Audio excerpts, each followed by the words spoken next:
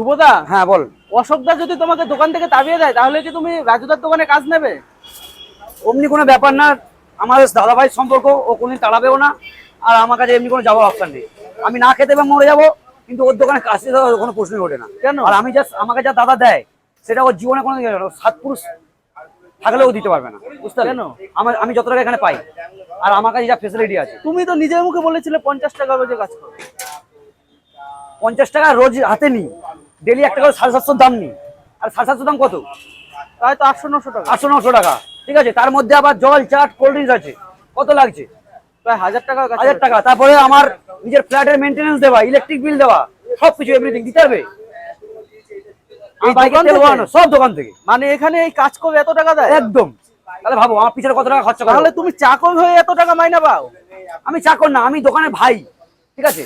কাজ করার জন্য আমি এত 22টা-23টা বছর ওকে দিয়েছি, তার বিনিময়ে, হ্যাঁ তার বিনিময়ে আমাকে এতগুলো দেয়। তো ওর মতো মানুষ ভালোবাসে, ওর মতন মানুষ হতে গেলে রাজুকে 7 বার জন্মাতে হবে, বুঝলে? 7 বার জন্মাতে হবে।